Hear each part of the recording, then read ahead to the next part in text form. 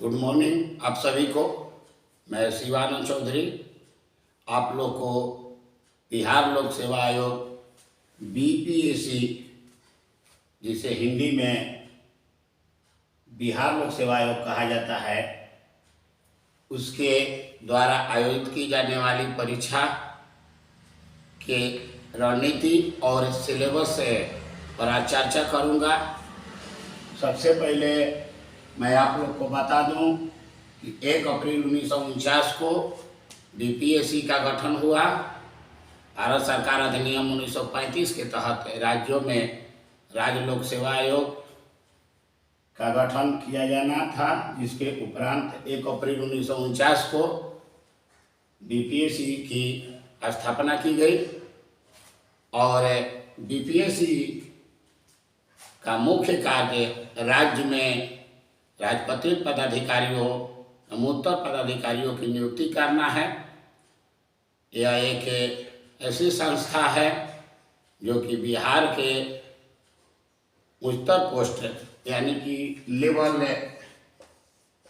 Level 7 से 9 के बीच के पदाधिकारियों की नियुक्ति करता है और लेवल 7 से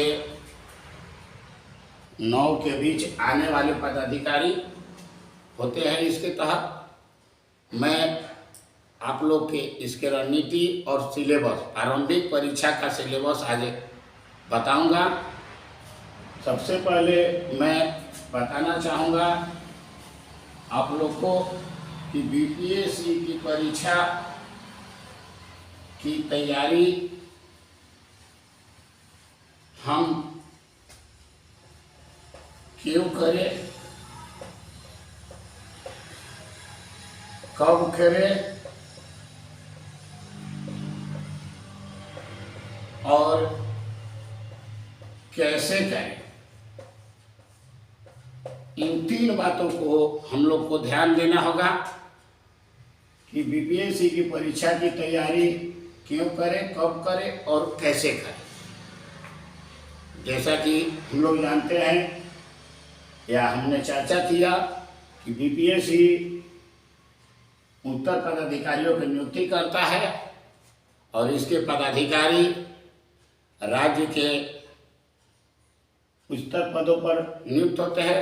सभी छात्र, सभी उनके माता पिता की इच्छा होती है कि मेरा बेटा या बच्ची उच्च से उच्च पदों पर जाए और उनका नाम रोशन हो। इसके तहत इसलिए आप लोग इस परीक्षा को की तैयारी आप लोग करें, आप लोग इस परीक्षा की तैयारी करें। इसलिए करें कि आपके माता पिता का नाम रोशन हो और आप राज्य के नियम कानून और प्रशासनिक व्यवस्था में अपना योगदान दें। कब करें? यह परीक्षा की न्यूनतम शैक्षणिक योग्यता स्नातक है। लेकिन मेरा मानना है कि आप लोग इस परीक्षा की तैयारी प्रारंभिक रूप से करने के लिए पार्ट 1 स्नातक में पार्ट 1 से आप लोग इसकी तैयारी में लग जाएं। और यदि पार्ट 1 से आप इसकी तैयारी नहीं कर पा रहे हैं तो आप स्नातक करने के तुरंत बाद इसकी तैयारी में लग जाएं। अब रहा बात कि कैसे करें। सबसे पहले मैं आप लोग को ये बताना चाहूँगा कि इस प्रतियोगिता परीक्षा की तैयारी करने के लिए रणनीति होता है और उस रणनीति के तहत यह परीक्षा 3 चरणों में आयोजित की जाती है। पहला पीटी होता है, दूसरा मेंस होता है, मेंस एग्जाम, और तीसरा इंटरव्यू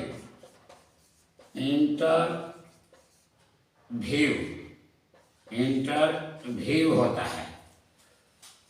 पहला पीटी होता है, दूसरा मेंस होता है और तीसरा इंटरव्यू होता है। और आज मैं आप लोग को इसके पीटी यानी कि प्रारंभिक परीक्षा के सिलेबस और रणनीति के बारे में बताऊंगा। आइए जानते हैं कि बीपीएससी के पीटी में हम लोग सबसे पहले किन किन बातों को ध्यान दें और उनकी जानकारी होना हमें आवश्यक है। पीटी एग्जाम में कुल क्वेश्चन 150 होते हैं और 150 मार्क्स के होते हैं। इस तरह से प्रत्येक क्वेश्चन, ईच क्वेश्चन 1 मार्क्स। प्रत्येक क्वेश्चन 1 नंबर का होता है और टोटल क्वेश्चन 150 होते हैं, 150। अब मैं बताना चाहूंगा कि जो 12 फरवरी 2023 की परीक्षा आयोजित की जानी है, 68वीं बीपीएससी का पीटी है। और इस 68वीं पीटी के तहत माइनस मार्किंग, ऋणात्मक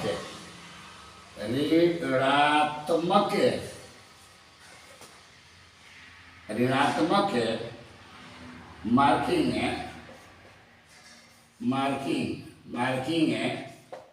का प्रावधान किया गया है। ऋणात्मक मार्किंग मतलब कि आप यदि गलत क्वेश्चन का गलत आंसर देते हैं तो आपका नंबर कटेगा। अधिक से अधिक शुद्धता सटीकता बनाने के लिए इस तरह का प्रावधान किया जाता है। तो 68वीं में प्रावधान है कि 4 प्रश्नों पर 4 प्रश्न गलत होने पर एक प्रश्न का मार्क्स कटेगा। यानी कि 4 प्रश्न गलत होने पर एक प्रश्न का मार्क्स कटेगा। इसको इस तरह से कह सकते हैं कि 1/4 निगेटिव का प्रावधान है और 1/4 0.25 निगेटिव का प्रावधान है। इसलिए हमें वैसे क्वेश्चन जो कि संभावित भी नहीं है, जानकारी नहीं है, न सुने हैं, उन्हें टच करने से कुछ क्वेश्चन को बचना चाहिए। और मैं बताना चाहता हूं कि इसके पीटी परीक्षा में क्या सब्जेक्ट रहता है, किन सब्जेक्ट से क्वेश्चन रहते हैं। इसके पीटी परीक्षा को हम विभिन्न भागों में बांटकर देख सकते हैं। उनके विभिन्न भाग के प्रश्न रहते हैं और इसके विभिन्न भागों में आइए हम देखते हैं। सबसे पहले सामान्य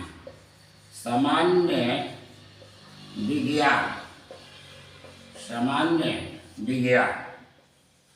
आप लोग इसे नोट करते जाइएगा क्योंकि बहुत जरूरी होता है किसी भी परीक्षा में कामयाबी प्राप्त करने के लिए कि उसके सिलेबस को जाने और सिलेबस के आधार पर अपने तैयारी की अंतिम रूप सामान्य विज्ञान होता है। इसके तहत वैसे प्रश्न होते हैं जो हमारे दिनचर्या और नियमावली से जुड़े हो, जो हमें दिन प्रतिदिन करने को मिलता है, इसमें वैसा प्रश्न नहीं होता है जो कि रिसर्च या बहुत गहराई में जाए और जिसका कोई रिसर्च से संबंध हो। इसके तहत सामान्य विज्ञान के प्रश्न आते हैं, उसमें आप केमिस्ट्री, फिजिक्स, बायोलॉजी और दैनिक क्रियाकलाप से प्रश्न होते हैं, कंप्यूटर से प्रश्न होते हैं और आधुनिक प्रौद्योगिकी से जुड़े कुछ प्रश्न होते हैं। और दूसरा सब्जेक्ट जो मुख्य भूमिका में होता है और वो है राष्ट्रीय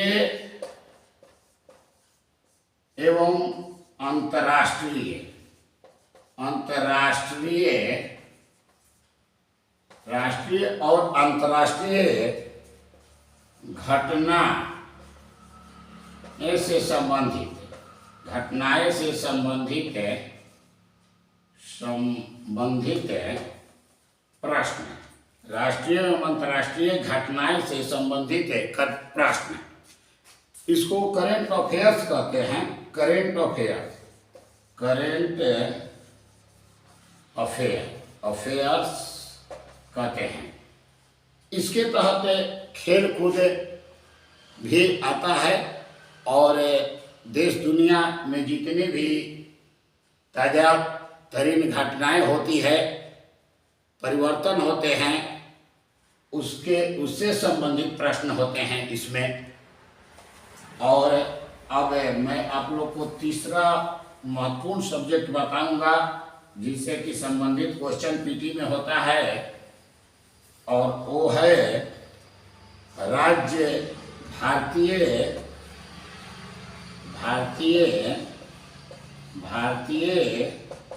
राज्य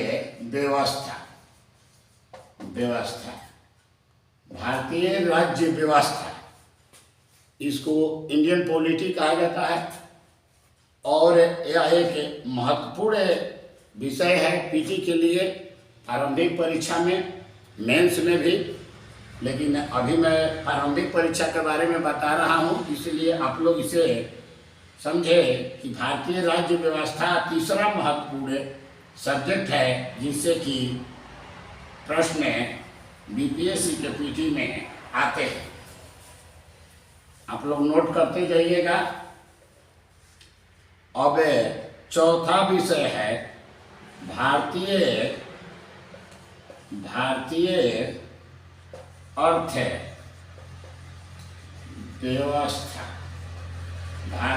अर्थव्यवस्था। इंडियन इकोनॉमी, यह एक महत्वपूर्ण चैप्टर है ये भी, और इससे क्वेश्चन आता है प्रारंभिक परीक्षा में। और अब मैं आपको बताना चाहूँगा पांचवा महत्वपूर्ण विषय है, और वो है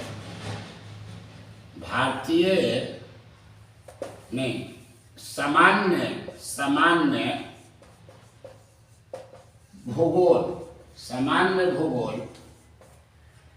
इसमें सामान्य भूगोल होता है विश्व स्तर से या भारत से, जनरल भूगोल होता है, और इसमें बिहार के भौगोलिक प्रभाग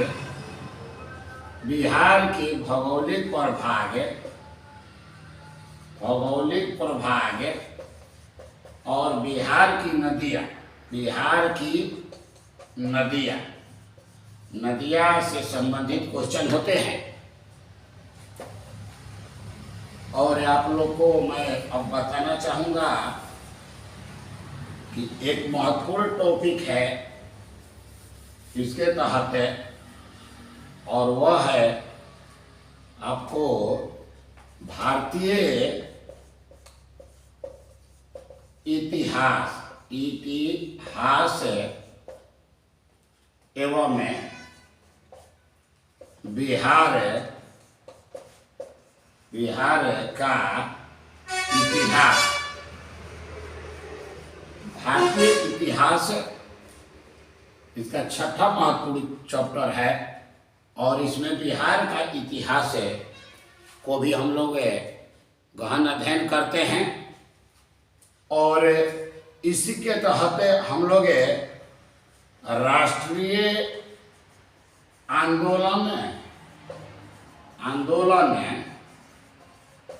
और इसमें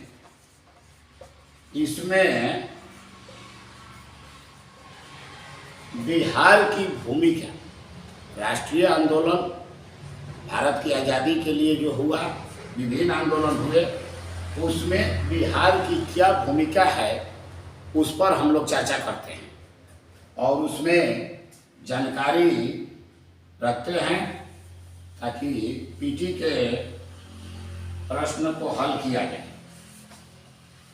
और एक टॉपिक, अंतिम टॉपिक बचा है और वो है सामान्य मानसिक योग्यताएं एवं जानकारी से प्रश्न। सामान्य मानसिक योग्यताएं एवं जानकारी से प्रश्न होते हैं और इसके तहत आप देखे होंगे कि 10 मैथ, गणित या रीजनिंग के प्रश्न होते हैं, लॉजिकल प्रश्न होते हैं और इस तरह से सभी खंडों को मिलाकर कुल 150 प्रश्न होते हैं और 150 नंबर मार्क्स के होते हैं। चूंकि इस बार से 68वीं की प्रारंभिक परीक्षा से निगेटिव मार्किंग हो गया है, कल तो हमें बहुत सतर्क रहना होगा कि अधिक से अधिक सही क्वेश्चन को करें। अब मैं आप लोग को बताना चाहूँगा कि इस परीक्षा में जो रिजल्ट होता है, परिणाम है प्रारंभिक परीक्षा में, वह है कुल रिक्ति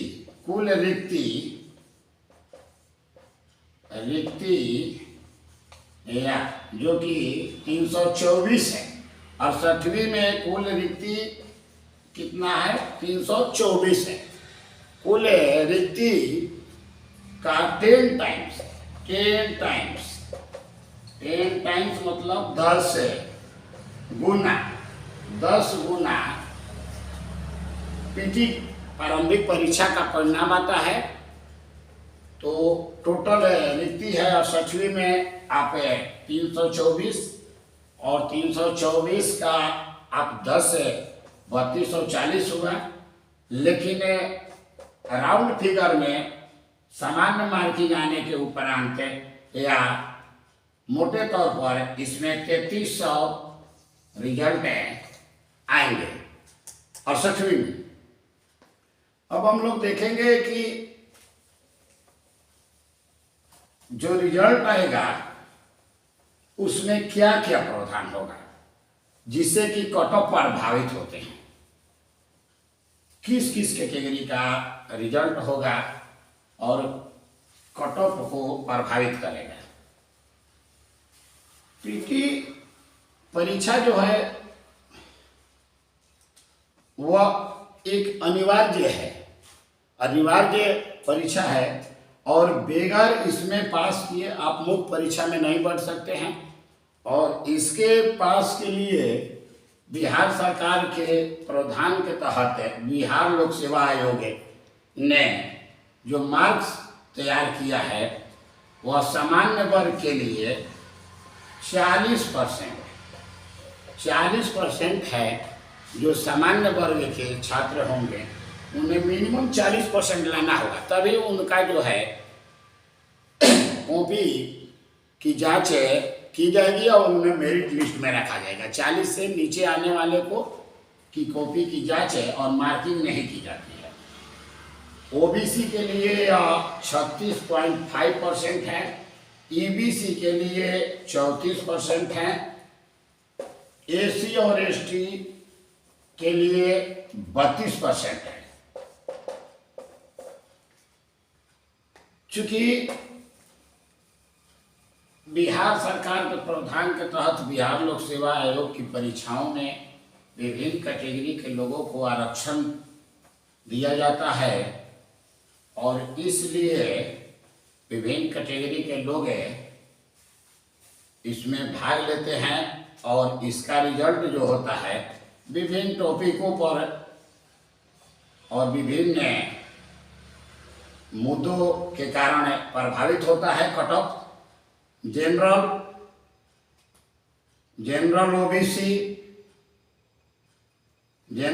ओबीसी अति पिछड़ा वर्ग जिसको ईबीसी कहा जाता है, एसी एसटी, महिला, स्वतंत्रता सेनानी के संबंधी लोग और विकलांग। ओबीसी महिला की हमने चर्चा किया है और स्वतंत्रता सेनानी के लोग संबंधित और विकलांग, इन सबों पर कट ऑफ मार्क्स से प्रभावित होते हैं। और इसमें जो राज्य सरकार के प्रावधान के बाद बिहार लोक सेवा आयोग की परीक्षाओं में महिलाओं को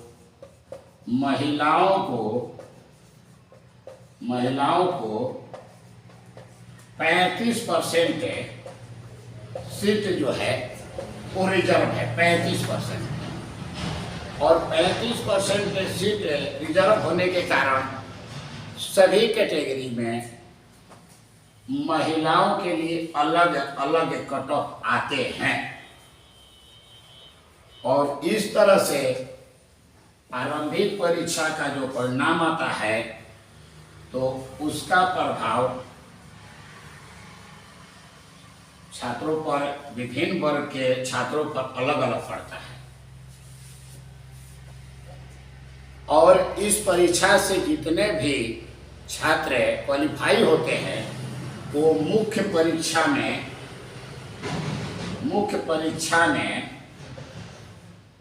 बैठते हैं।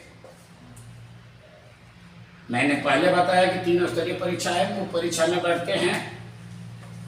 अब मैं आप लोग को बताना चाहूँगा कि प्रारंभिक परीक्षा का जो रिजल्ट आता है उसके बाद मुख्य परीक्षा आयोजन होता है।